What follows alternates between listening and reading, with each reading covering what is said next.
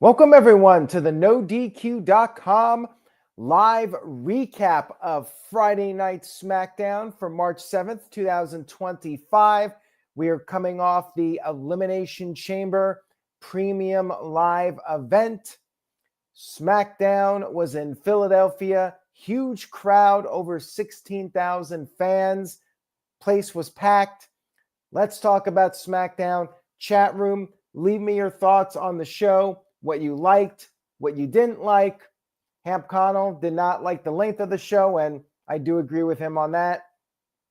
We opened up SmackDown with footage of Drew McIntyre jumping Damian Priest backstage. Of course, at the Chamber, Priest eliminated McIntyre. That feud continues. Looks like McIntyre versus Priest will be a WrestleMania match. More on that in just a little bit. We had an Elimination Chamber video package, and then Randy Orton came down to the ring and cut a promo. He did acknowledge John Cena's heel turn. He said that Cena used to be on top. Now Cena is just a bottom of the rock. New meaning to the term rock bottom. Orton then turned his attention to Kevin Owens. He talked about their similarities, how they both pushed the envelope. However, while he respects Owens the person, he has a problem with Owens, or he respects Owens the wrestler. He has a problem with Owens the person. He brought up Owens being jealous of Cody as champion and how Sami Zayn was slowly becoming a bigger star than Owens. Orton said that Owens is never satisfied. Orton said when he came back from his serious injury in 2023, he was trying not to get angry, but Owens pissed him off. And now the voices have told him to kick Owens in the head.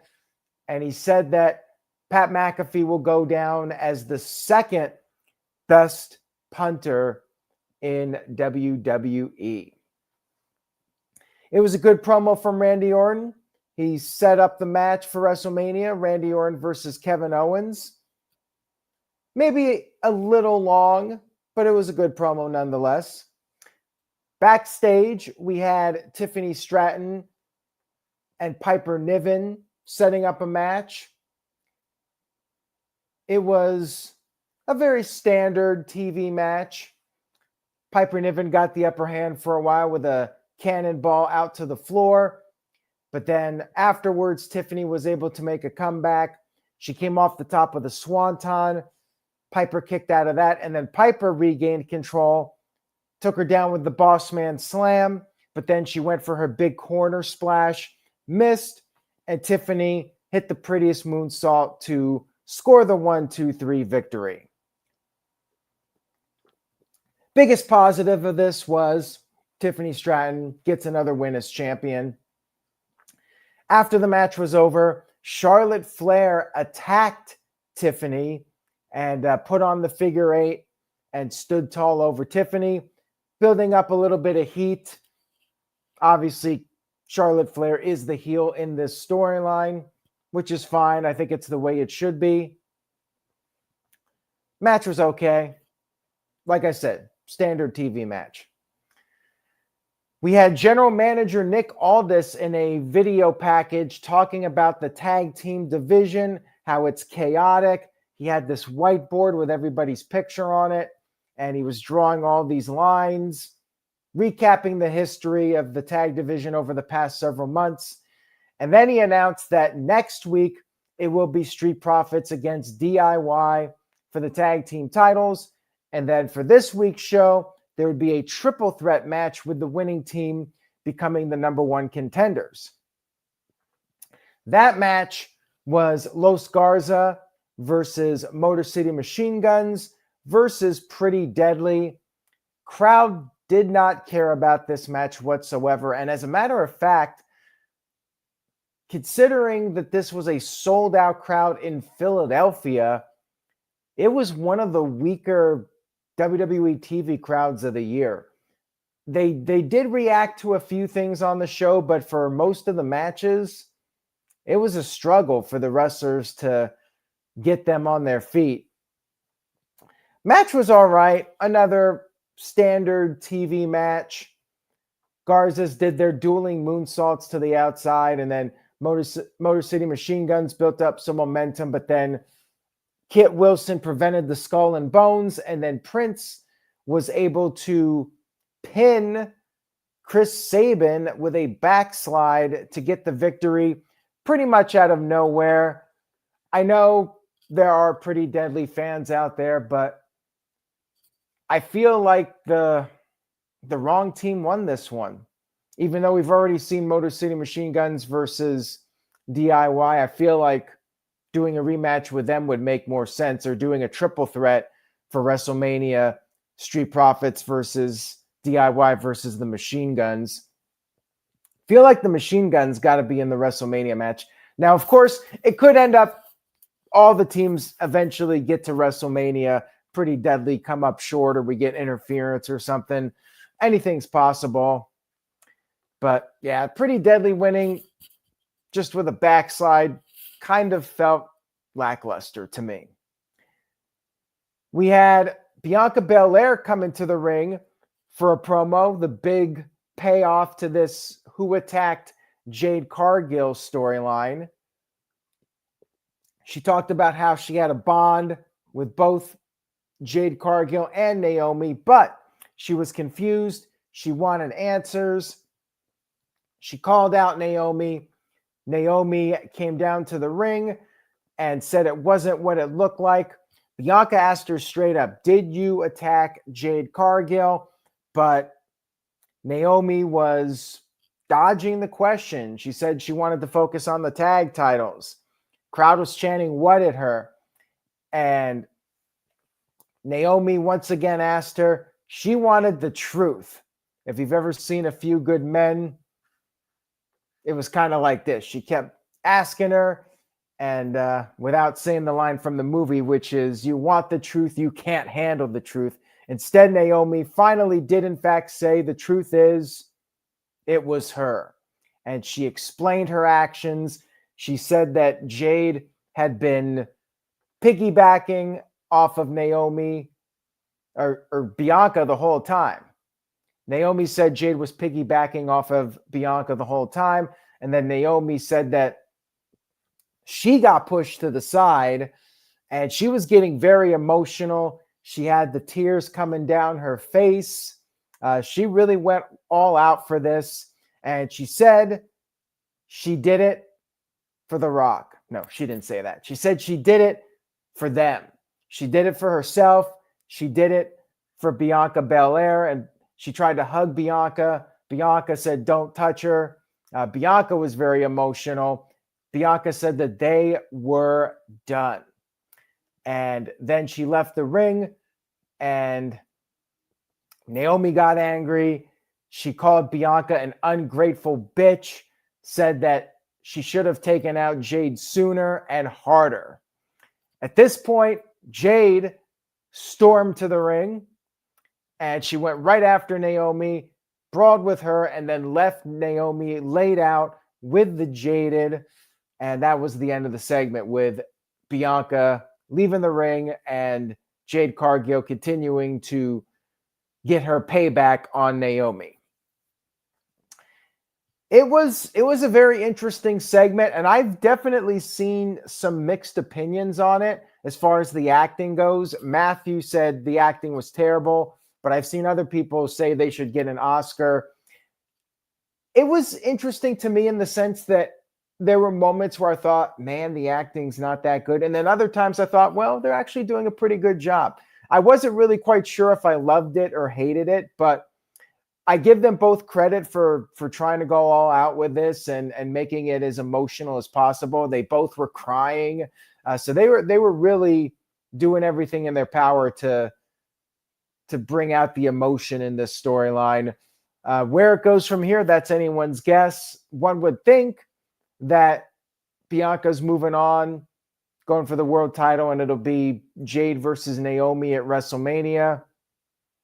But maybe Bianca ends up as the mastermind. Remember, Rikishi was the guy that ran over Steve Austin, but then it was revealed that Triple H was actually the mastermind. So they could always add something to this and have Bianca be the master manipulator. I guess we'll have to see. But I did think it was a good segment overall, and we'll see what happens.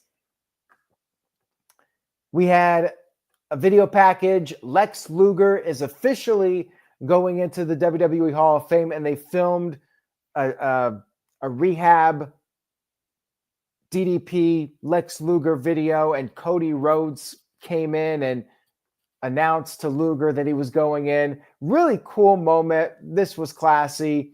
Lex Luger, long overdue. One of the biggest stars of the 90s. I mean, he was a top guy from the start of the decade to the end of that decade. I mean, you could not go through 90s wrestling and not see Lex Luger. He was a big part of WCW, big part of WWE, former world champion. And when I was a kid, I was into Luger, and I remember people would put their friends in the torture rack, and beating Hulk Hogan in 1997 for the world title, definitely one of the biggest moments of the Monday Night War era, and definitely one of WCW's most memorable title changes. Unfortunately, typical WCW, he was champion for like 6 days. I mean, that was WCW for you. That's how they ran. And look where they are now. They do have a YouTube channel, though. Shout out to WWE for that. We had B-Fab backstage confronting Charlotte Flair. Mad that Charlotte called the women's division soft. And then a match was set up for next week, which is going to be in Barcelona, Spain. That means spoilers will get out. But I do plan on recapping the SmackDown shows in Europe, even if it's going to be on a tape delay. So I will, in fact, do the SmackDown recaps next week, just so you guys know. Make sure you tune in. We had Braun Strowman versus Solo Sikoa, and Strowman outpowered Solo in the opening moments, but then Solo sidestepped the Strowman Express, crashed into the steel steps, and then Solo gave Strowman the hip attack into the barricade. And then after the commercial break, the dominance continued from Solo, but then Strowman made his comeback. He did the Strowman Express successfully and then hit the power slam. But then as he went for the pin, Tama Tonga came in, causing the disqualification. Jacob Fatu then showed up after Strowman fought back. We had a brawl between the two of them. They ended up fighting in the crowd, and Strowman and Fatu were on top of this production crate. Strowman ended up choke slamming Fatu off the platform, off the crate, through a table below. And then as Strowman was celebrating, Fatu was able to get back to his feet, and officials had to hold Fatu back. This was another interesting segment because I felt like they were going for Solo Sikoa versus Jacob Fatu at WrestleMania. At least that's what I felt, but this seemed to indicate a different direction. Solo Sikoa was basically a background player in this, and the focus was really on Jacob Fatu versus Braun Strowman. And as Kurapika07 says, maybe they're going to do a last monster standing match between these guys.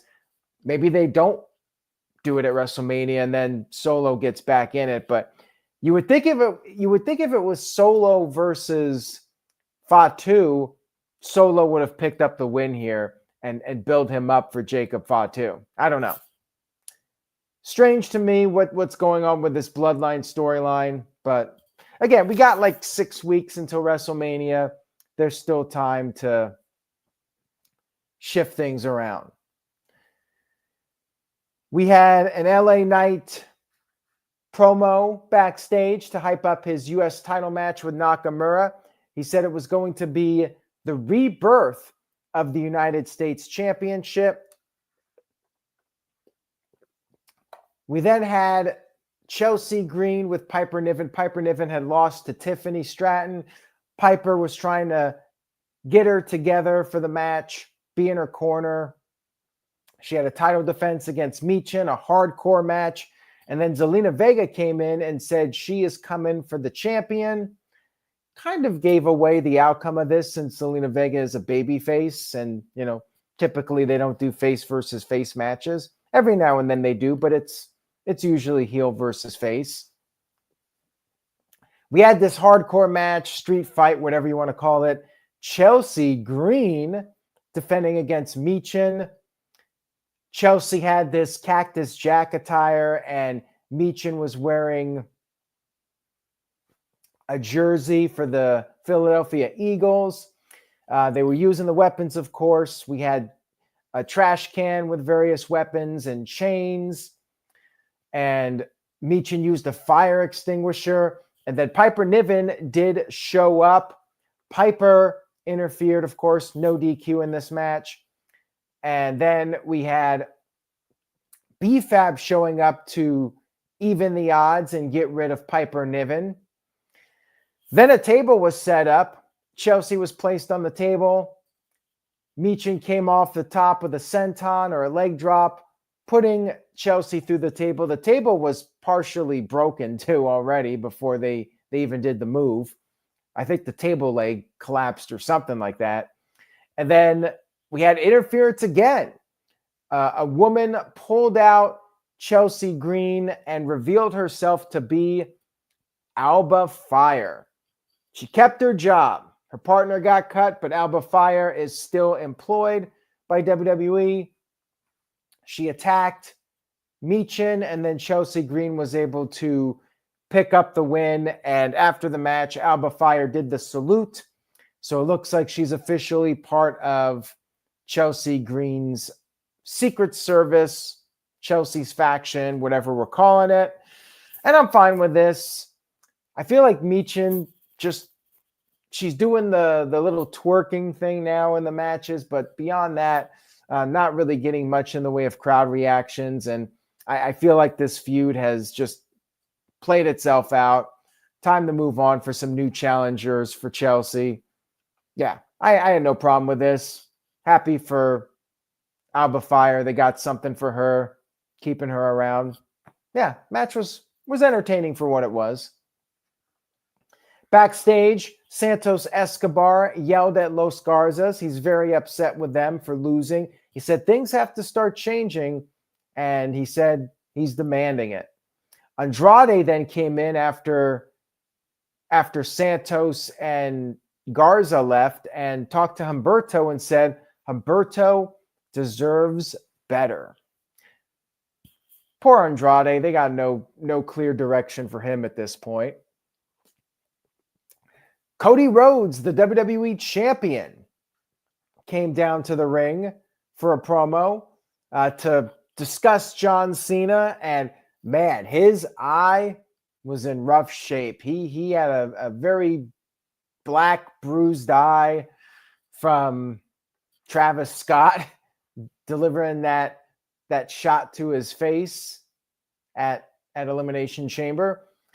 No mention of Travis Scott, though, from Cody. Cody, well, I think he did name drop him, mention the three guys, Rock, Travis Scott, and John Cena. He felt like he ran into a wall, and that's what he told his daughter, and in a way it was true. The wall was those three guys. It's the wall, brother, for any of you that get that reference. He talked about John Cena, how John Cena was a hero, but one day he's going to have to tell his daughter that Cena gave up. Cody said he wanted to know why, but whatever John says, there's no justification for what he did. And then Cody brought up his rise to the top, how the crowd got behind him, how they supported him at WrestleMania 40, how Cena was there for that, and told Cody that the title gets heavier every day. But Cody held the title up, said it's not getting heavier for him, and he said that if Cena wants some, Cena can come give some.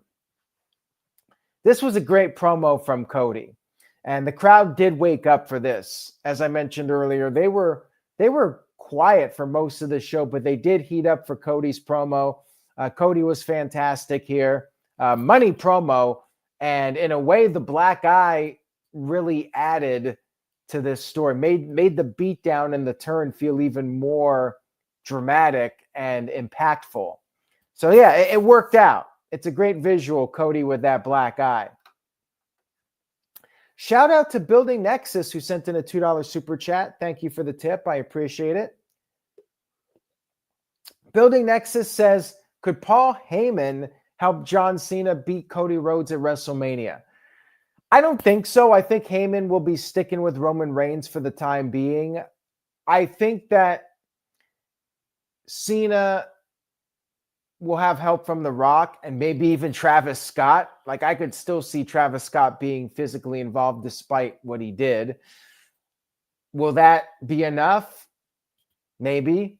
Maybe Cody gets some help. Like, I'm legitimately torn as to how this is going to play out at WrestleMania. But I really do think Heyman will be sticking with Roman Reigns. And, you know, CM Punk is right now in this storyline with Roman and Seth Rollins, and we got that whole dynamic with Heyman and Punk. So I think that's going to be the focus point for now.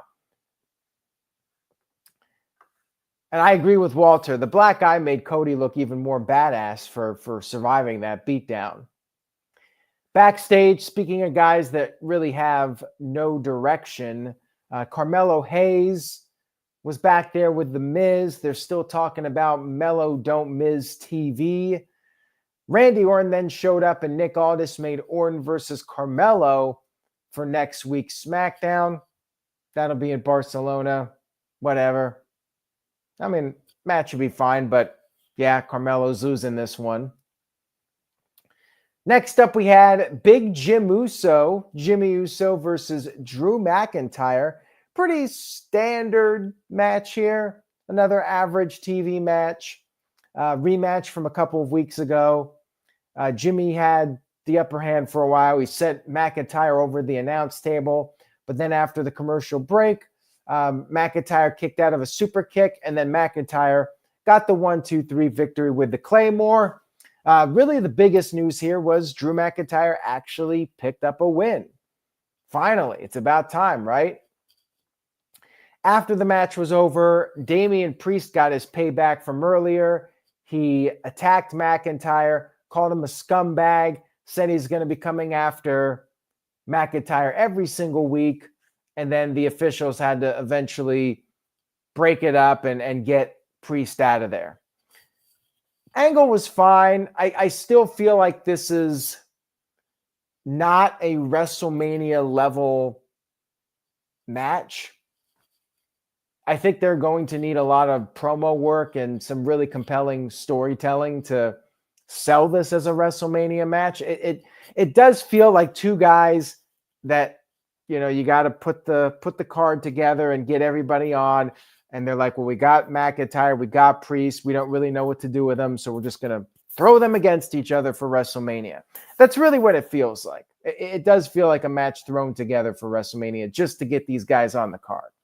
It's a shame, especially for McIntyre, considering the year he's had. Dude really deserves better, but, you know, sometimes things just don't work out the way you want. And timing is everything. We had a Shinsuke Nakamura video package. He's going to continue to be the champion, blah, blah, blah. Then we had a Street Profits video package to hype up their match with DIY on next week's SmackDown for the titles. DIY said the dream is already dead and gave the Street Profits a moment of silence. We then had a Cody Rhodes and R-Truth. Or no, we didn't, actually. Never mind. They scratched it.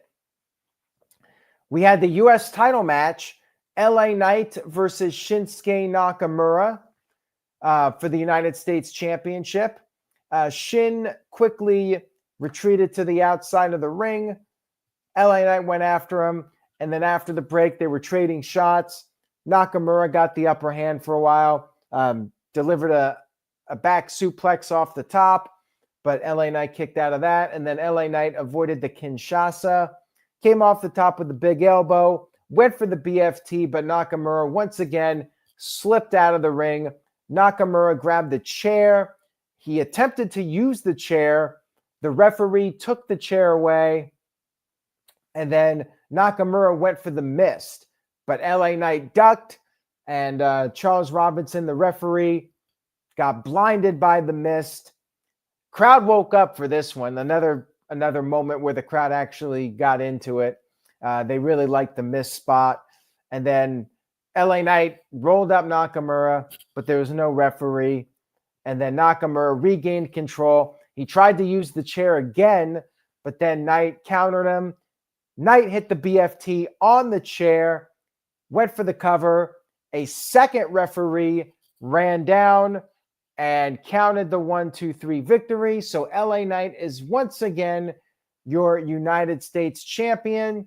I don't know why it wasn't a DQ. You would think the second referee was watching on a monitor and he'd be like, wait a minute, he used the chair. Why am I going to count 3? Doesn't really make logical sense, but, you know, that's WWE for you. And thankfully, the Nakamura title run is over. That was a dud. Like, they put the title on the guy, and he barely wrestled. Like, what was the point? And at the Royal Rumble, when I was there was no reaction to Nakamura. Like, the gimmick just killed his crowd reactions. Like, the old music and the old presentation was cool, but, you know, they tried to change it up with him, and nobody cared. It bombed. LA Knight, once again, your champion. And now the question is, who's next to challenge LA Knight for the championship? It was a good ending to SmackDown. I did like the match. I agree with the comment in the chat that, yeah, the problem is they had to end the show right at 11. So we did get pyro, but it was very brief. And we didn't really get much time to digest the title win. It would have been cool if, like, when he was celebrating, like, Rusev or somebody, Aleister Black, came out there and confronted him. That would have been a nice opportunity for a cliffhanger to establish a new challenger. But yeah, we just got the celebration, and that was the end of the show.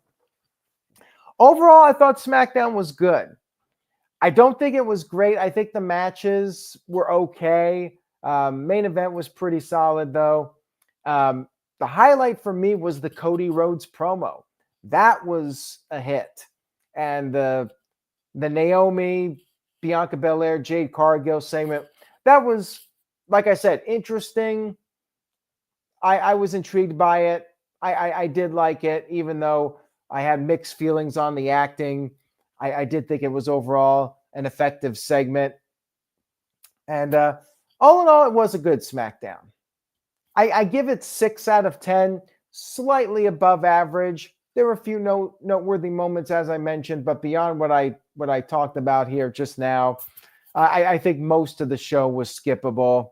The crowd did not help matters. Like, they were flat for most of it, but you could also argue, well, you give them a better show, they'll react accordingly. We'll see how the crowds react next week. They're going to be in Barcelona, Spain on next week's SmackDown. And I expect a really hot crowd for that show and also the other shows they're doing in Europe. No John Cena this week. I think he's coming back on the 17th, that episode of Raw, if I'm not mistaken. Anyways, guys, thank you for watching. If you liked the video, please give it a thumbs up and tell a friend about the No DQ channel. I will not be reviewing Roadblock on Tuesday night because we're doing the No DQ review. I may talk about it on Wednesday with Dynamite. I probably will, since it's a very noteworthy NXT episode. So I'll likely talk about it on the Wednesday night. And yes, we got Revolution on Sunday. Tune in. Midnight, sometime around then. I'll be doing the live recap, and you can get the results coverage over on NoDQ.com. Have a great weekend, everybody. Stay safe out there. And I did once again want to plug Jeff Meacham's live pre-show meetup. Check that out. Contact Jeff for more details on that @_Jeff Meacham on Twitter and X, or search Jeff Meacham Network to find him. Jeff's going to be having a meetup there in downtown Los Angeles at LA Live, approximate time 12 p.m. Pacific time. So check that out if you're in Los Angeles. Have a great night, everyone. Have a great weekend. Stay safe, stay positive, love your life. Say yes to NoDQ.com, and I will see you all next time.